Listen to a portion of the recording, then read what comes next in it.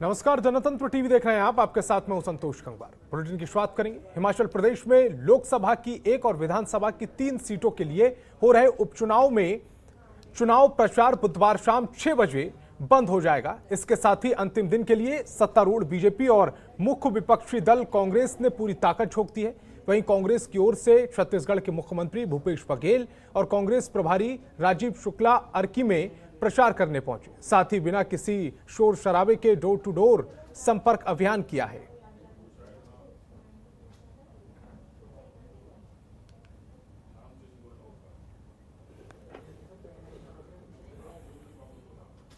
रायपुर में आदिवासी नृत्य महोत्सव की तैयारियां जोरों पर हैं, जिसमें शामिल होने के लिए कई प्रदेशों के मुख्यमंत्रियों को बुलावा भेजा गया है। झारखंड के मुख्यमंत्री हेमंत सोरेन 28 अक्टूबर को रायपुर में शुरू होने वाले राष्ट्रीय जनजातीय नृत्य महोत्सव और राज्योत्सव 2021 के उद्घाटन समारोह में मुख्य अतिथि होंगे, जबकि पंजाब के मुख्यमंत्री भी 29 अक्टूबर को अतिथि के रूप में इस समारोह में शामिल होंगे। इन कार्यक्रम में छत्तीसगढ़ के मुख्यमंत्री भूपेश बघेल और राज्यपाल अनुसुईया इसके मुख्य अतिथि होंगे। 3 दिनों तक आयोजित होने वाले इस कार्यक्रम में विभिन्न राज्यों और केंद्र शासित प्रदेशों के आदिवासी नृत्य समूहों की भागीदारी के साथ साथ कई देशों की अंतर्राष्ट्रीय भागीदारी और उनसे संबंधित जनजातीय लोक संस्कृति का चित्रण और जश्न मनाएंगे।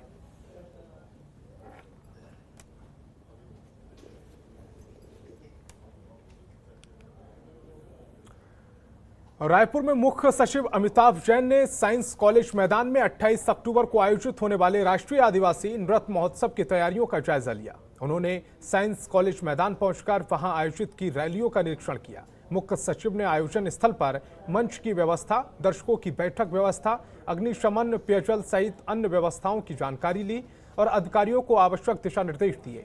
मुख्य सचिव ने कहा कि राष्ट्रीय आदिवासी नृत्य महोत्सव और राज्योत्सव 2021 के दौरान सुव्यवस्थित यातायात की व्यवस्थाएं सुनिश्चित की जाएं।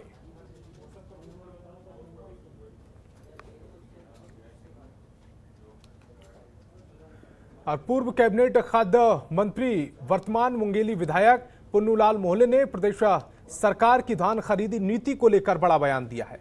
साथ ही सरकार की व्यवस्था को लेकर कई गंभीर सवाल भी खड़े किए हैं, जिसको लेकर हमारे संवाददाता निकलेश लाल ने की पुन्नूलाल मोहले से खास बातचीत।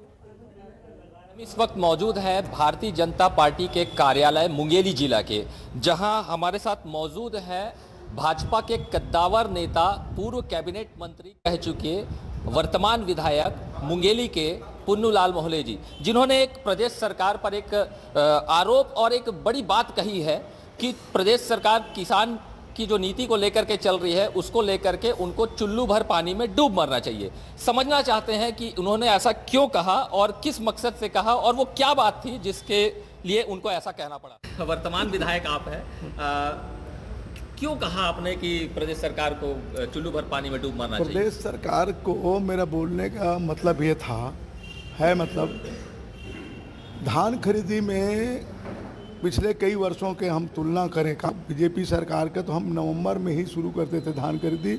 और यही सरकार जब नहीं थी, विपक्ष में थी, तो विपक्ष के नेता के नाते बघेल जी उस समय तत्कालीन अध्यक्ष थे और यहाँ के विपक्ष वाले जितने उस समय के कांग्रेस के, वो बोलते थे कि 1 नवंबर से धान खरीदी शुरू हो जाए। किसान लोग अपना फसल धान का कटाई शुरू कर दिए हैं।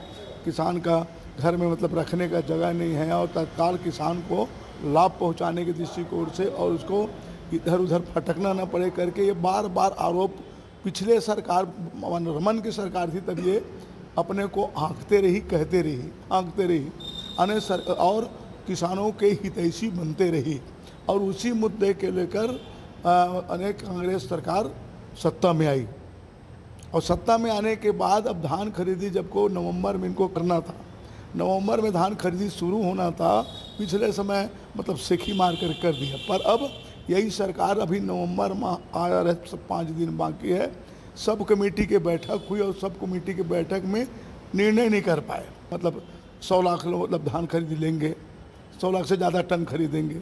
तो खरीदी करने की बात बोल रही है, पर कितना पैसा उपलब्ध है, कितना बोरा के लिए उन्होंने पैसा जमा किया। पिछले समय बोरा की मारा मारी थी, कितने खरीदी केंद्र को इन्होंने साफ सफाई कराया, कितने खरीदी केंद्र में तोलने का नहीं है, कितने लोगों को पिछले समय की मतलब धान में कहाँ कहाँ इनको उठाव किया, कितना बचत है, इस बारे में सरकार गंभीर नहीं है।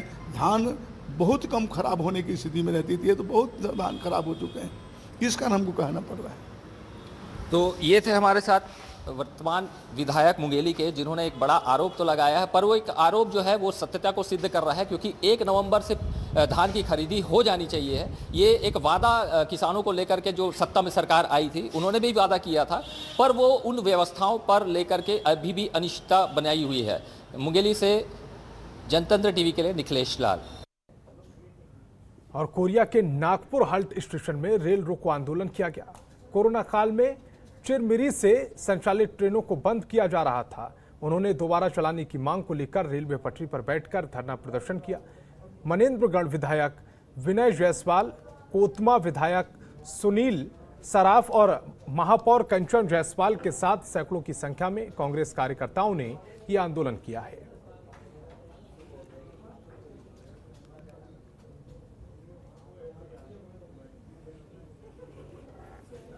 ट्रेन यहाँ बंद किया गया है। आज कोरोना खत्म हो गया है, सारी ट्रेनें जो चुनाव वाले राज्य हैं वहाँ सब चालू कर दिया गया है। लेकिन केंद्र सरकार की ऐसी कौन सी नीति चल रही है कि जो यहाँ गरीबों के लिए जो जीवन रेखा है, जहाँ लोग 25 रुपए में 20 रुपए में जाके अपना इलाज कराने के लिए अनूपपुर जाते हैं, कटनी जाते हैं, मनेन्द्रगढ़ जाते हैं, अंबिकापुर जाते हैं, उसको आप लोगों ने बंद करके रखा है। लगातार हम 3 महीने से 2 महीने से ये मांग कर रहे हैं और आप उस मांग को पूरा नहीं कर रहे हैं। एक ट्रेन चालू जो हमारा करना है, जो हमारी ट्रेन यहाँ से और बल्कि बढ़ाना चाहिए, तो चलती हुई ट्रेनों को आपने बंद करके रखा है। भीषणतम असुविधा हो रही है। सबसे ज्यादा मध्यम वर्गीय और गरीब परेशान है। जो 10 रुपए में मनेन्द्रगढ़ और 10 रुपए में अनूपपुर, 20 रुपए में शहडोल की यात्रा कर लेता था। जो छात्र हमारे यहाँ से पढ़ने जाते हैं, या तो मनेन्द्रगढ़ आते हैं या अनूपपुर शहडोल जाते हैं, आज उन छात्रों की पढ़ाई प्रभावित है। जो मजदूर काम करने जाते हैं उनकी मजदूरी प्रभावित है।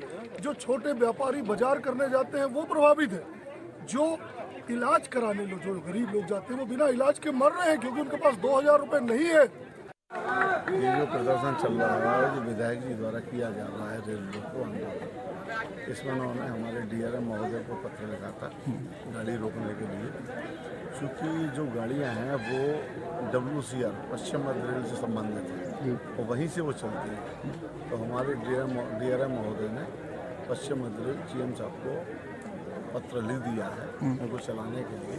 और क्योंकि मामला ये है वो WCR की गाड़ी है, ये उनको डिसीजन लेना है गाड़ी चलाने का।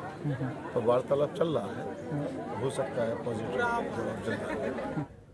और 1 नवंबर से धान खरीदी समेत किसानों की अन्य समस्याओं के विषय पर भारतीय जनता पार्टी छत्तीसगढ़ सरकार पर जमकर निशाना साध रही है। बीजेपी के नेताओं ने कहा कि छत्तीसगढ़ में धान की फसल अब तैयार है, लेकिन शासन इस सत्र में इसकी खरीदी को लेकर किसी तरह की घोषणा नहीं किए जाने से किसानों में बेचैनी है। अभी तक शासन ने धान खरीदी का कार्यक्रम घोषित नहीं किया है। बीजेपी के शासनकाल में लगातार 1 नवंबर से धान खरीदी के लिए हल्ला करने वाली कांग्रेस अभी तक इस मामले पर चुप्पी साधे हुए है, जिससे किसानों का धैर्य अब चूकता जा रहा है।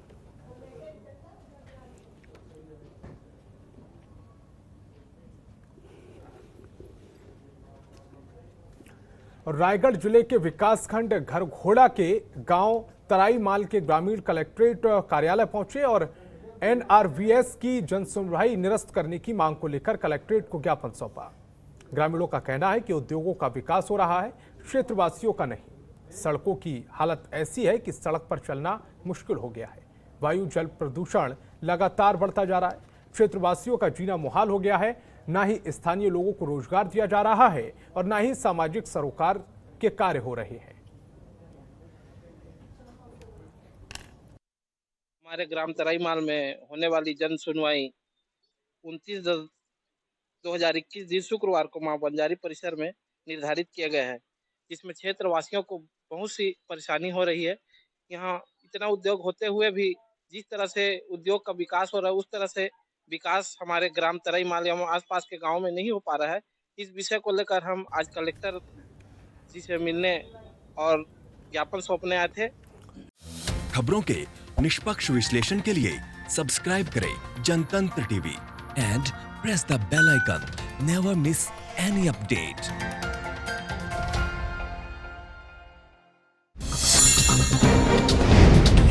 डाउनलोड कीजिए जनतंत्र टीवी ऐप को, जो कि अवेलेबल है गूगल प्ले और ऐप स्टोर पर। अधिक जानकारी के लिए अभी डाउनलोड करें।